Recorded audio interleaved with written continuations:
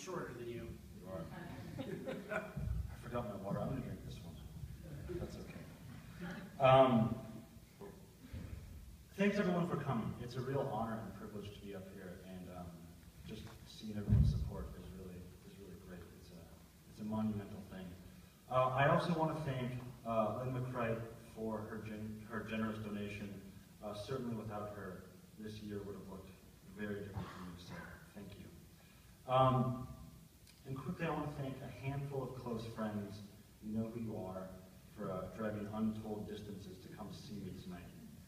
And finally, I want to thank Michael Benedict for being a very close reader of my work the last couple of years, and also a close friend. Again, my time these last 2 years would look very different without him. It would have been as lonely as an MFA program can be. Okay, so the story I'm going to read is called When We Were Boys. This is actually the first story that I workshopped here, and it's changed drastically, hopefully, for the better. So here goes, When We Were Boys. Some freak storm howled down from Canada, hammered the spine of the Cascades, boomeranged west and ripped across Puget Sound, dumping record snow that brought Olympia, Washington to a dead halt. Not that we weren't stuck already, our 4-person crew. We were fat, courageless boys. We were freshmen in college. We walked around campus with large books so everyone could see Hegel, Wittgenstein, Kant, and Leibniz. We said a priori and syllogism. We wore glasses and had dandruff. We ate Adderall at mealtime and smoked Dunhill cigarettes. We went to lectures and read the British Journal of Mind and Ethics and scoffed ironically. We were contentious. We were roommates. We were virgins. It was a Friday night and the snow kept on. We were on winter break and talking vulgarly about girls. We did this often. It was our thing. Our vernacular reached a certain genius simplicity and euphemistic zeal, bringing us that much closer to the thing itself, girls. We said we wanted to bury the baby leg. We wanted to boom, boom, and bone dance. We wanted to bonk, boof, bop, and breed, sink the gravy boat, and stomp the goat. A pathetic fire smoldered in the fireplace. The couch sagged under our weight. An icy draft bloused the floral sheets we hung against the windows. We were getting tired of using binoculars to peek across the street while Mr. Bennett parked his yacht in Mrs. Bennett's harbor. We were tired of peeking at their teenage daughter knob jogging in her boyfriend's car. We were tired of talking about our own sisters waxing the bean, of our fathers flogging the hog to porn while thinking everyone was in bed, or diddling some stripper in a used car lot, or worse, doing none of these, simply giving up and sitting alone in an empty house. But mostly we were tired of the things we couldn't talk about, the ineffable holes no euphemism could fill, of lying in our silent beds after doing the 5-knuckle shuffle. Fuck this, we said. This isn't living. We need to venture forth and take the bull by the horns. We went outside and shoveled snow from the '77 Lincoln. Crow black, tan leather interior. Sure, we had other wheels, a cramped Honda and dented Toyota handed down from parents. But the Lincoln was different. The way it offered its own living space fit the 4 of us to coast down back roads with effortless control. We had pulled our money together. We left communal cigarettes in the glove box, shades on the dash. Cruising in the Lincoln, possibility unfolded before us, and now we tapped its hood and called it Papa, because tonight would be different. We didn't go to parties, but tonight we would. There would be girls, and we would talk to them. We'd flex our dizzying minds. We'd say epistemology and heteronormativity. We were going to go out into the world and screw, scrog, and scrump, bang and ball, stab the trout, stick it in. We climbed into the car. We needed music and fast. We argued and then decided on Chopin's Nocturnes. The car slid, coasted. We snickered ironically. We saw things objectively. We rolled down our windows, hung our heads out like dogs and howled into downtown, past Capitol Lake, past a group of girls testing the snow-cracked ice under their weight. Their soft voices crept up to us, and we barked back at them. Above, the clouds broke, and the sky looked enormous. We dropped into the west side neighborhoods. Flung out on black waters, the solitary orb of a fishing boat rocked dolefully. The rumored party was at a derelict farmhouse. We had heard stories, the bands, the drugs, the girls. Stories of people who did not fuck around in the face of violence and danger. We wanted to not fuck around too. Shinky Road took us into the woods.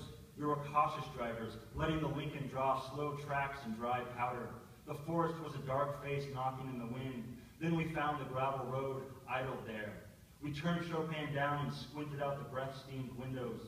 A bonfire lit the trees. A deep throbbing pulsed the forest. A whole history of Western conquest was on our side.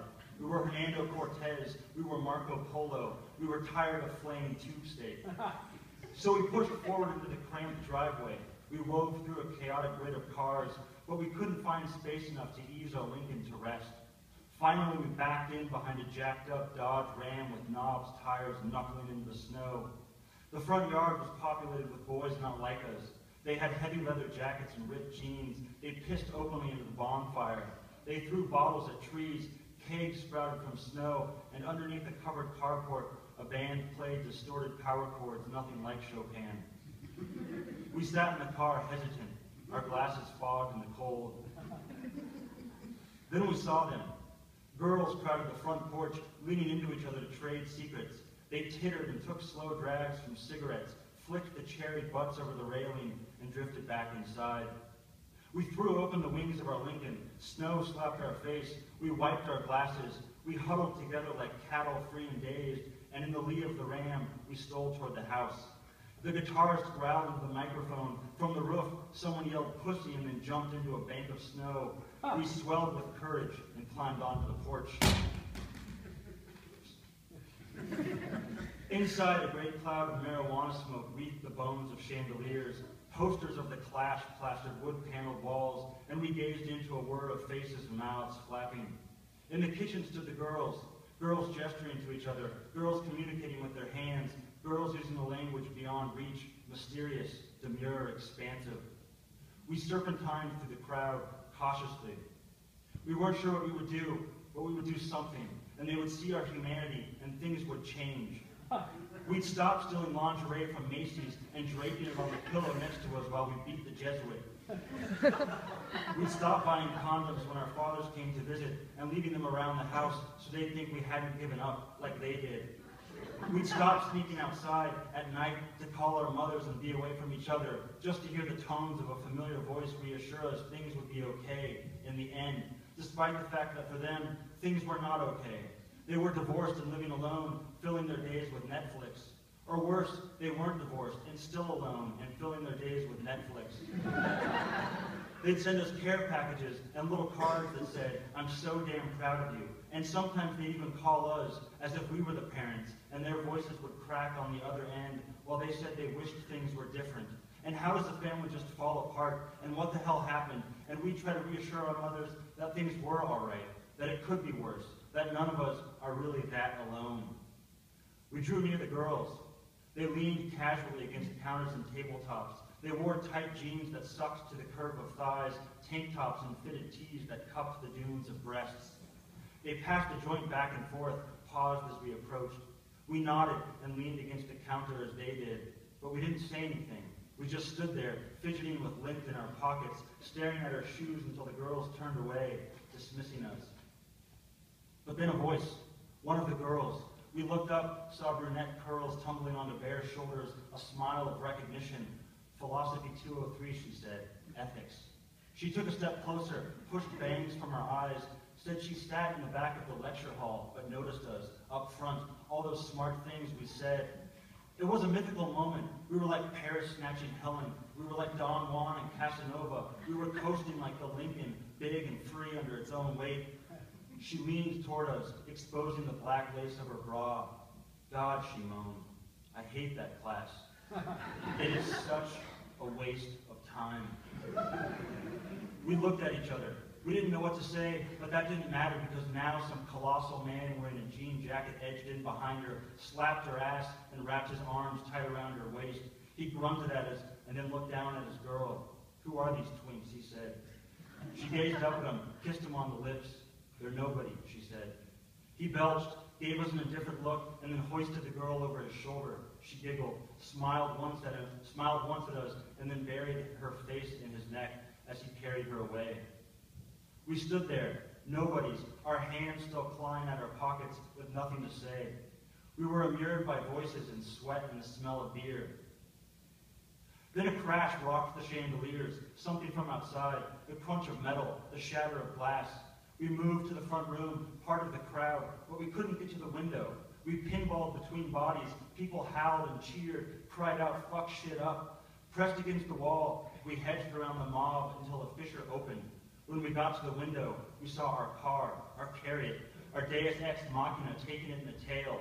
It was the Dodge Ram, parked in and growling to get out. It mounted our whip, popped taillights as those obscene tires humped our bumper. We ran outside, our hands up, "Please, please, please," but the bearded driver leaned out the window, flipped us the bird, plowed into our baby once more and yelled, "I am going to fuck you in the ass." Then the truck reversed, spat a wad of snow and bucked toward us. Exhaust erupted into the air. A beer bottle flew past our heads. We scattered toward the Lincoln, jumped in, fumbled with the keys, and jammed it into drive. 5 minutes we wheezed down the road before pulling to the side. The bumper sagged, snow blew in through the shattered windows. Broken glass jeweled the leather interior. We didn't look at each other. We couldn't. We stared down into our laps, at our hands, knowing that now all we could do was drive home, slip under the flannel sheets our moms had sent us, maybe read one of those cards that says, "I'm so damn proud of you," or look at the photos of ourselves taken when we were boys that often accompanied those cards. Photos of us doing boy things like wading into the gold current of a river with a fishing pole in hand, or peering out of a tent on a dewy morning, or running through a park, or blowing out birthday candles, or just simply standing there, smiling, content. A hard wind snapped through the car, the restful whir of flakes kaleidoscoped in our headlights. Back through snow-clogged streets, back through the west side, back downtown, Puget Sound black against a black sky. We saw the world as it was, windswept and frozen and without girls. We lurched up 4th Avenue and back to our house, and that's when it happened. A hard snowball kicked at the driver's door, then 2 more in rapid succession. We locked into a skid, ducking behind a hedge. A posse packed more and lobbed them our way.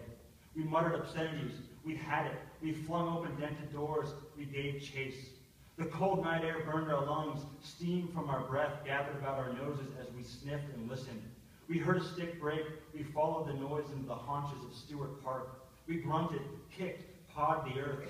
Hiding behind the skeleton of a fallen tree, we saw them, teenaged and afraid. Maybe we weren't strong, but we were righteous. We were indignant. We had been wronged and therefore were dangerous. We sprinted and their packs scattered. For a moment we hesitated, but then went for the smallest. Up the narrow path and out into an open field, past the swing sets and slides like those of our youth. Neighborhood hedges flashed by. The old water tower loomed, a heaving fence. There was nowhere else to go.